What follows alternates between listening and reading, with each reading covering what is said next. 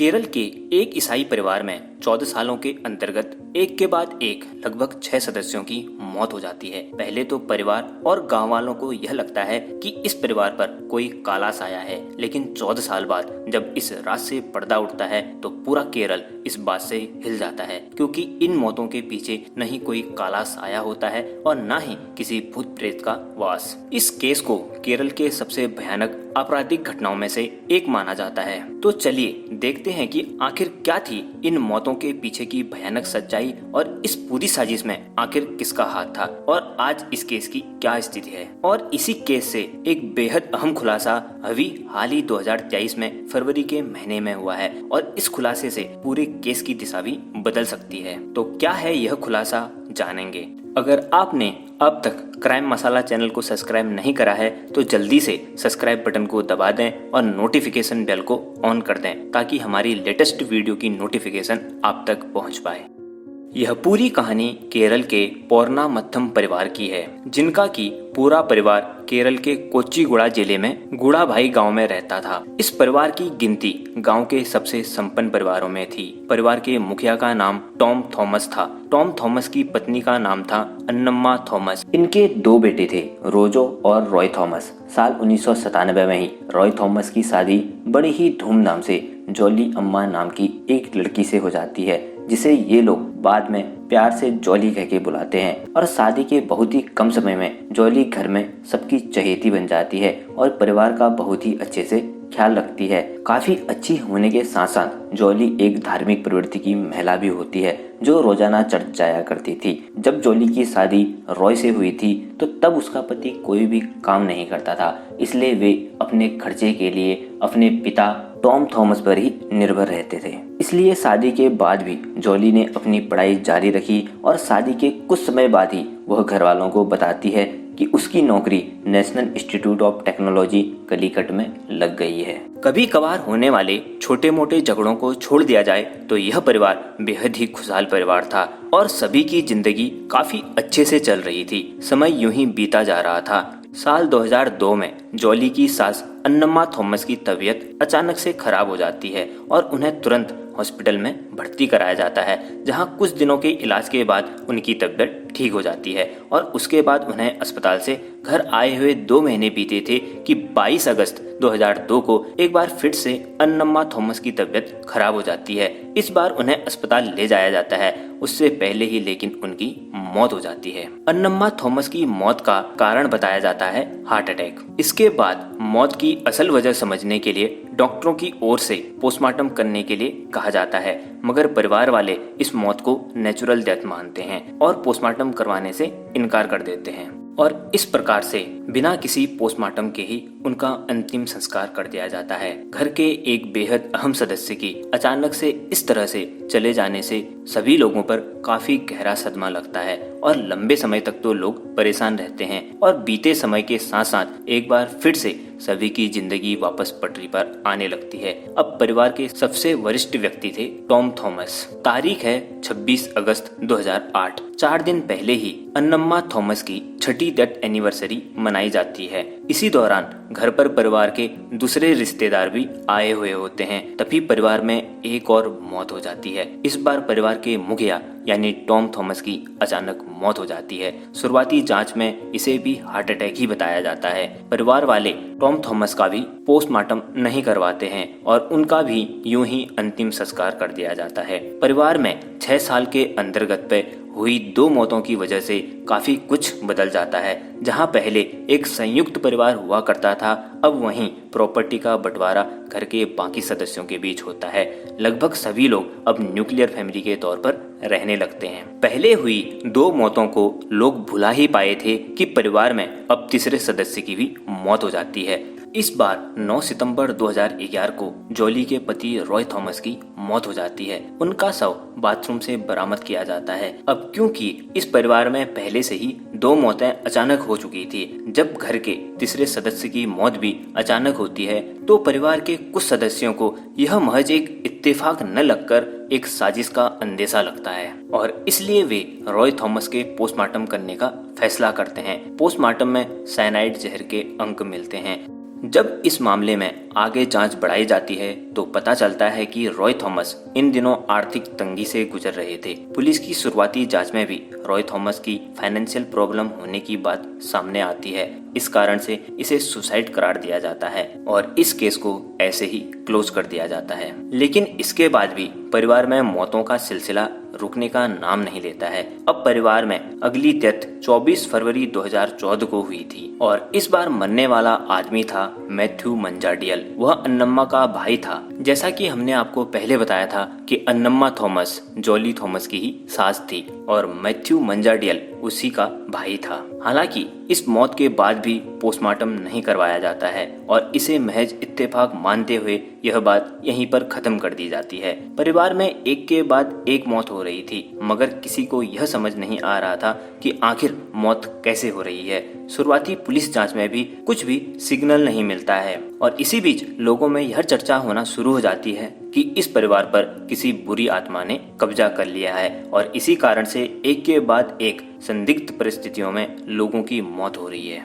इतना सब कुछ होने के बाद भी मौतों का सिलसिला यही नहीं रुकता है और उसके बाद महज कुछ दिनों बाद ही एक और मौत होती है। इस बार मौत रॉय थॉमस के चचेरे भाई राजू थॉमस की बेटी अल्पाइन की मौत होती है। मृत्यु के समय उसकी उम्र महज 2 साल की होती है। परिवार में यह आखिरी मौत नहीं होती है बल्कि इस घटना के 2 साल बाद यानी 11 जनवरी 2016 को अल्पाइन की मां साजो थॉमस की पत्नी सीली की मौत संदिग्ध परिस्थितियों में होती है। मतलब एक परिवार के 6 सदस्यों की मौत पिछले 14 सालों में बेहद ही रहस्यमय ढंग से होती है। इसके बाद इसी परिवार के दूर के 2 रिश्तेदारों की मौत भी कुछ समय के अंतराल पर रोड एक्सीडेंट में हो जाती है। सिली की मौत के कुछ ही महीनों बाद विधवा हो चुकी जॉली अपने पति के चचेरे भाई साजू थॉमस से 2016 में शादी कर लेती है और उसी के साथ रहना शुरू कर देती है। इधर अब गांव वालों को यह पक्का यकीन हो गया था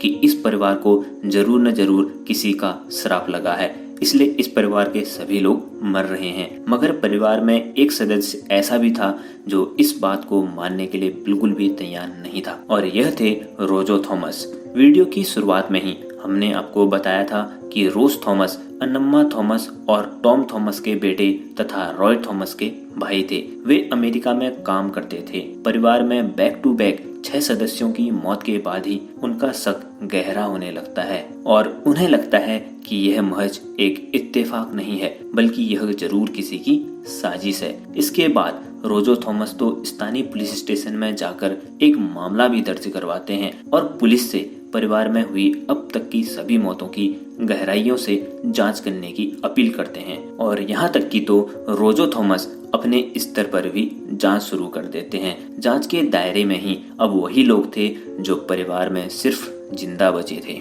जिनमें पहला व्यक्ति था साजू थॉमस और दूसरा जॉली जोसेफ। पहले तो पुलिस जांच को बहुत ज्यादा सीरियसली नहीं लेती है, लेकिन वहीं दूसरी तरफ रोजो थॉमस अपने स्तर से जांच शुरू करते हैं और पुलिस को एक बहुत ही चौंका देने वाला खुलासा करते हैं। दरअसल जॉली, जो कि कुछ साल पहले ही NIT कलीकट में लेक्चरर पर काम कर रही थी और रोजो थॉमस इसी NIT कलीकट में जाके इस बात की जांच पड़ताल करते हैं कि असल में जॉली वहां पर काम करती भी थी या नहीं। लेकिन जब वे NIT पहुंचते हैं तो तब एक चौंका देने वाला खुलासा होता है। यहाँ पर पता चलता है कि यहाँ पर तो कोई जॉली नाम की टीचर है ही नहीं। जॉली ने अपने दावे के साथ साथ NIT कलीकट पर अपना जॉब का एक आइडेंटिटी कार्ड भी बनाया था और जब इस आइडेंटिटी कार्ड की जांच करी जाती है तो यूनिवर्सिटी प्रशासन की ओर से कहा जाता है कि यह आइडेंटिटी कार्ड फर्जी है। इतना ही नहीं,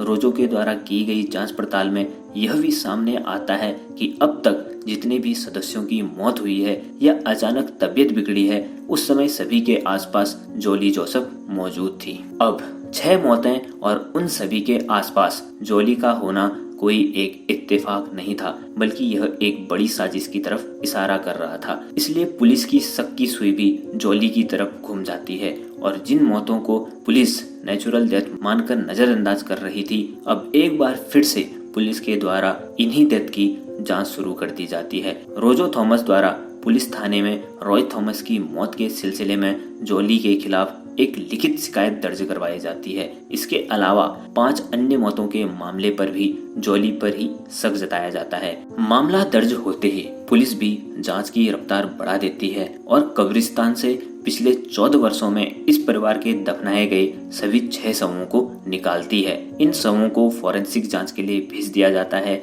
वहीं इस मामले की गंभीरता को देखते हुए जिला पुलिस द्वारा दुनिया की बेस्ट फॉरेंसिक साइंटिस्ट को इसमें बुलाया जाता है। इधर पुलिस भी जॉली जोसेफ को गिरफ्तार करके पूछताछ आगे बढ़ाती है। पहले तो जॉली इन 6 लोगों की मौत में किसी भी तरह का हाथ होने से इनकार करती है, मगर जब पुलिस जांच बढ़ाते हुए अपने सवालों की लिस्ट लंबी करती है तो आखिरकार जॉली उसमें उलझती चली जाती है और फिर एक दिल दहला देने वाली सच्चाई पर पर्दा उठता है। पुलिस के सामने जॉली इस बात को कबूल करती है कि जॉली ने पिछले 14 सालों में परिवार के 6 लोगों को साइनाइड जहर देके मारा था। जब पुलिस इन हत्याओं का मोटिव यानी वजह जानने की बात पता करती है तो हिला देने वाला खुलासा होता है। सभी की हत्या की अपनी अपनी वजह थी। जॉली द्वारा पुलिस को पूछताछ में किए गए खुलासे के मुताबिक सबसे पहले उसने अपनी सास की जान साल 2002 में ही लेने की कोशिश करी थी, मगर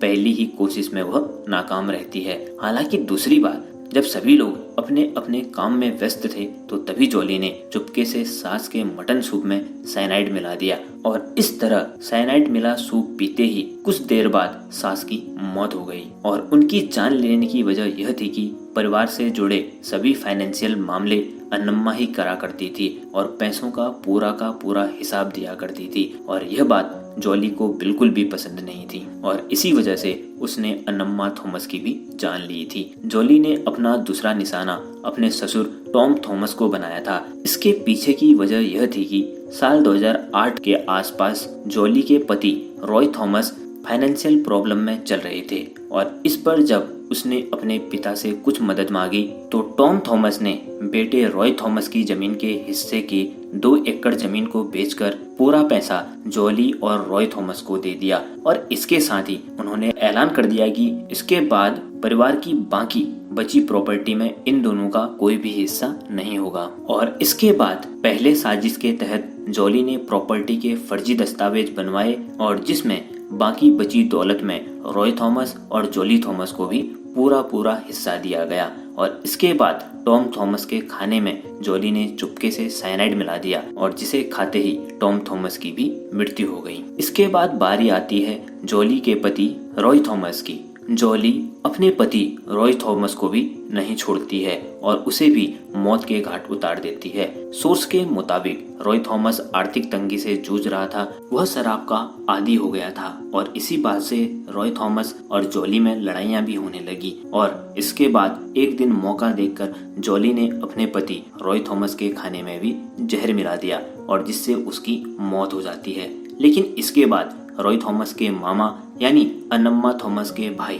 मैथ्यू वह शख्स थे जिन्होंने रॉय की मौत को एक नेचुरल डेथ मानने से इनकार करा और पोस्टमार्टम की जीत करी। रॉय थॉमस की पोस्टमार्टम में शरीर के अंदर साइनाइड के अंश मिलने की पुष्टि हुई, मगर बड़ी चालाकी से जॉली ने पुलिस वालों को यह यकीन दिला दिया कि रॉय ने अपनी मर्जी से सुसाइड कर लिया है, क्योंकि अब मैथ्यू ने पोस्टमार्टम की जीत करी थी और इसी कारण से वह भी जॉली के निशाने पर आ गए थे। और 2014 में जॉली के द्वारा मैथ्यू के कॉफी में भी साइनाइड मिला दिया जाता है और जिससे उनकी भी मौत हो जाती है। जॉली का अगला निशाना था 2 साल की बच्ची एल्फाइन सरकारिया। अपने पति की हत्या करने के बाद जॉली अपने ही पति के चचेरे भाई साजू थॉमस की तरफ आकर्षित होने लगती है, लेकिन समस्या यह थी कि साजू थॉमस एक शादीशुदा इंसान था और उसकी एक बेटी और पत्नी भी थी। इसलिए जॉली थॉमस साल 2014 में साजू थॉमस की 2 साल की बेटी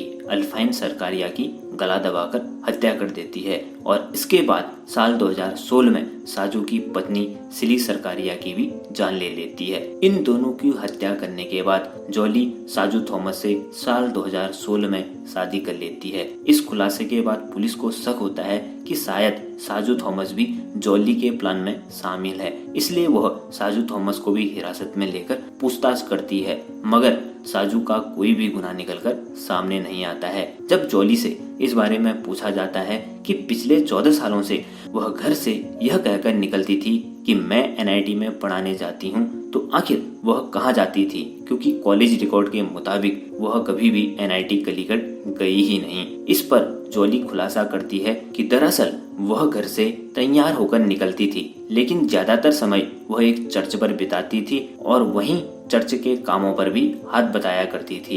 इसके अलावा वह कभी कभी एनआईटी कैंपस में मौजूद कैंटीन में जाकर समय बिताती थी। और इस पूरी जांच पड़ताल में एक चौंकाने वाला खुलासा यह भी होता है कि जिन सभी लोगों की जान जॉली थॉमस ने ली थी, उन सब से जॉली का काफी अच्छा रिश्ता था। कभी किसी ने जॉली पर चिल्लाते हुए नहीं सुना था। यहाँ तक कि आसपास के पड़ोसी लोग भी जॉली थॉमस की काफी ज्यादा तारीफ करते थे। फाइनली 5 अक्टूबर साल 2019 को 47 साल की जॉली जोसेफ को अपने ससुर, पति समेत परिवार के 6 लोगों की हत्या के आरोप में गिरफ्तार करके जेल भेज दिया जाता है। पड़ताल में यह भी खुलासा होता है कि जॉली को साइनाइड MS मैथ्यू नामक एक व्यक्ति से प्राप्त होता था, जो कि जॉली का ही एक रिश्तेदार था, क्योंकि उसकी दोस्ती राजीव कुमार नाम के एक व्यक्ति से थी, जो कि ज्वेलरी शॉप में काम करता था। और वैसे भी साइनाइड ज्वेलरी को साफ करने में यूज होता है, तो वह साइनाइड को वहीं से चुराकर जॉली को देता था और जॉली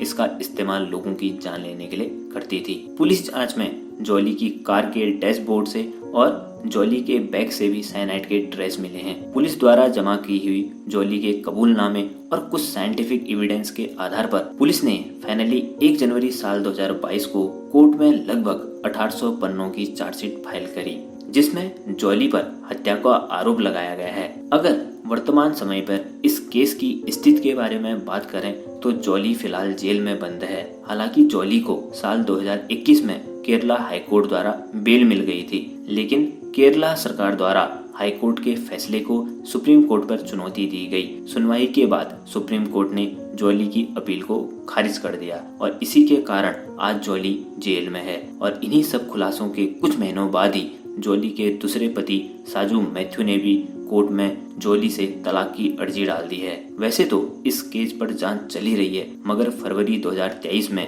इससे कई नए खुलासे सामने आए हैं। दरअसल फरवरी 2023 में ही इस केस से जुड़े हुए कुछ नए खुलासे हुए हैं, जब केरला पुलिस द्वारा उन लाशों को उनकी कब्र से निकालकर जांच करा गया और तब पाया गया कि 6 में से 4 लाशों में साइनाइड का कोई भी ट्रेस नहीं मिला। लेकिन इसके बाद भी केरला पुलिस की ओर से एक बयान आता है और यह बताया जाता है कि क्योंकि इन हत्याओं के कई वर्षों बाद शवों को निकालकर जांच करी जा रही है और ऐसे में साइनाइड का अंश मिलना बहुत ही मुश्किल है। पुलिस के मुताबिक भले ही जांच में साइनाइड के अंश ना मिले हों, मगर जॉली का कबूलनामा और साइंटिफिक एविडेंस इतने स्ट्रॉन्ग हैं कि जॉली का गुनाह कोर्ट में साबित हो जाएगा और उसे कड़ी से कड़ी सजा दी जाएगी। दोस्तों, आपको यह वीडियो कैसा लगा कमेंट करके जरूर बताएं और आपके अकॉर्डिंग जॉली को क्या सजा मिलनी चाहिए, अपना सुझाव हमें कमेंट बॉक्स में जरूर दें। और हाँ, वीडियो अच्छा लगे तो वीडियो को लाइक करें और इसे शेयर करें। जय हिंद।